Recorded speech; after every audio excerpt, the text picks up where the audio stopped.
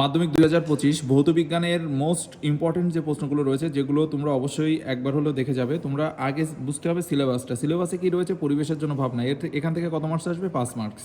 তো তারপরে রয়েছে গ্যাসের আচরণ থেকে 8, রাসায়নিক গণনা থেকে থাকবে 4, তাপের ঘটনাসমূহ থেকে থাকবে 5 এবং আলো থেকে থাকবে 12, চল তড়িৎ থেকে থাকবে 12।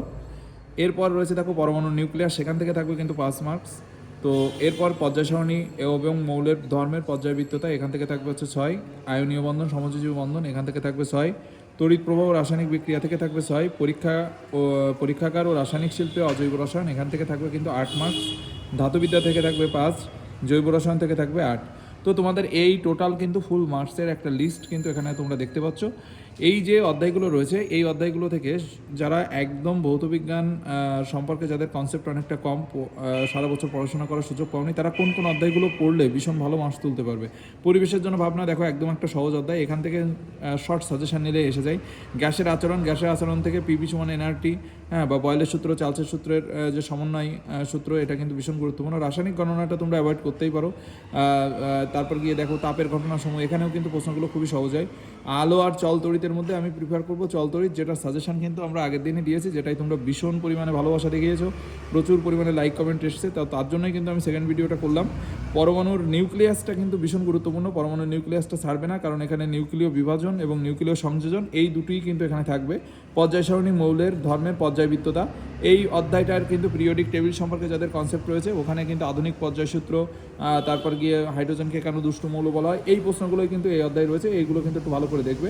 আয়নীয় বন্ধন এবং সমযোজী বন্ধনের মধ্যে সবচেয়ে গুরুত্বপূর্ণ কি, যে এদের মধ্যে পার্থক্য, আর প্রত্যেকটা আয়নীয় সমযোজী বন্ধনের মধ্যে যে বৈশিষ্ট্যগুলো রয়েছে একটু ভালো করে দেখবে।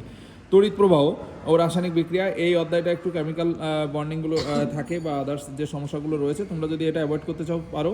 পরীক্ষাগার এবং রাসায়নিক শিল্পে অজৈব রসায়ন, এটাও কিন্তু বেশ গুরুত্বপূর্ণ। ধাতুবিদ্যা খুবই সহজ একটা চ্যাপ্টার, ভীষণ গুরুত্বপূর্ণ। মাত্র 5টা প্রশ্ন করলেই ধাতুবিদ্যা থেকে তোমরা সেখান থেকে 5 মার্কস কমন পেয়ে যাবে। জৈব রসায়নে রয়েছে 8 মার্কস, জৈব রসায়নটা একটু ভালো করে দেখে নাও। জৈব রসায়নের মধ্যে কিন্তু তোমরা সমস্ত যে অ্যালকিন, অ্যালকাইন এবং অ্যালকেন জাতীয় যে মৌলগুলো রয়েছে এবং সমস্ত যে মৌলগুলোর লাস্টে গিয়ে যে কার্যকরী মূলক বা সংকেত, এগুলো একটু ভালোভাবে দেখবে। ওখান থেকে রীতিমতো শর্ট প্রশ্নই বেশি দেবে তোমাদের। তোমরা তো জানো তোমাদের প্রশ্নের যে প্যাটার্ন, মানে এমসিকিউ এসিকিউ থাকলে 1 রীতিমতো +2 +3 মার্কসের বেশি কিন্তু তোমাদের কোনো প্রশ্ন অ্যান্সারের মান নেই। তো তার জন্য তোমরা খুব বেশি টেনস হওয়ার দরকার নেই। এখন যে বিষয়টা রয়েছে সেটা হচ্ছে পরিবেশের জন্য ভাবনা। দেখো পরিবেশের জন্য ভাবনা থেকে তোমরা যে প্রশ্নগুলো বেশিভাবে দেখে যাবে, প্রথম যে বিষয়টা রয়েছে সেটা দেখো, এখানে আমাদের জিওগ্রাফির সাথে কিন্তু পরিবেশের জন্য ভাবনা, এই অধ্যায়টার কিন্তু বেশ মিল রয়েছে। তো তোমরা এখানে ট্রোপোস্ফিয়ার, স্ট্র্যাটোস্ফিয়ার, মেসোস্ফিয়ারের থেকে সবচেয়ে গুরুত্বপূর্ণ যে বিষয়টি রয়েছে ট্রোপোস্ফিয়ার এবং স্ট্র্যাটোস্ফিয়ার, এ দুটি কিন্তু ভীষণ গুরুত্বপূর্ণ, এ দুটি ভালোভাবে দেখবে। আর এমসিকিউ এর জন্য কিন্তু তোমরা এ পাশের যে এক্সোস্ফিয়ার এবং ম্যাগনেটোস্ফিয়ারের যে বিষয়টি রয়েছে, এটা একটু খেয়াল করবে, ম্যাগনেটোস্ফিয়ার, এক্সোস্ফিয়ার। এরপর রয়েছে দেখো তোমাদের অবশ্যই আসবে ওজোন স্তর। ওজোন স্তরের তোমরা জানো যে ওজনের সংকেত হচ্ছে O3, এই ওজোন স্তর থেকে কিন্তু ভীষণ গুরুত্বপূর্ণ কিছু প্রশ্ন রয়েছে। ঠিক আছে, ওজোন গ্যাস কীভাবে রীতিমতো বায়ুমণ্ডলের ক্ষতি সাধন করছে, ওজোন স্তর কীভাবে ধ্বংস হয়ে যাচ্ছে, হ্যাঁ, তো এই বিষয়গুলো কিন্তু রয়েছে। CFC, ক্লোরোফ্লুরো কার্বনের ভূমিকা, এই পার্টগুলো কিন্তু এখান থেকে দেখতে হবে। হ্যাঁ, ওজোন স্তর ধ্বংসের কারণ শর্ট করে দেখে যাবে, জাস্ট একটা থেকে দুটো করে কারণ দেখবে, তাতেই হয়ে যাবে। এরপরে দেখো গ্লোবাল ওয়ার্মিং নিয়ে আমরা ভীষণ সমস্যার মধ্যে রয়েছি। গ্লোবাল ওয়ার্মিং যে সমস্যাটা, সেই সমস্যাটা থেকে আমাদের উত্তরণের জন্য কিন্তু এই গ্রিন হাউস ইফেক্ট সম্পর্কিত যে কনসেপ্ট, সেটা কিন্তু প্রত্যেকবারই পরীক্ষায় থাকে। গ্রিন হাউসের মধ্যে প্রধান গ্যাস কোনটি, বিশ্ব উষ্ণায়ন বলতে কী বোঝো, এখানে থেকে কিন্তু এটা দেখতে হবে। গ্লোবাল ওয়ার্মিংয়ের দুটো প্রভাব, যে কোনো দুটি প্রভাব তুমি এখান থেকে দেখবে।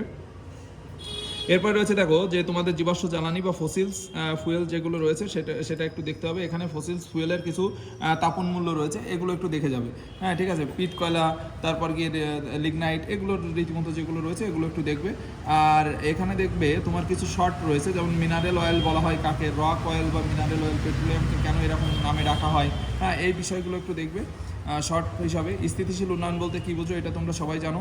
স্থিতিশীল উন্নয়নটা থেকে কিন্তু এই সংখ্যাটা প্রায় দেয়, স্থিতিশীল উন্নয়ন, এখান থেকে আর তেমন কোনো কিছুই দেখা লাগবে না।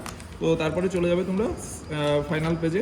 দেখো এখানে প্রচলিত অপ্রচলিত শক্তি, মানে পুনর্ভব এবং অপুনর্ভব শক্তিগুলো রয়েছে, সেই সৌর শক্তিগুলো একটু দেখবে।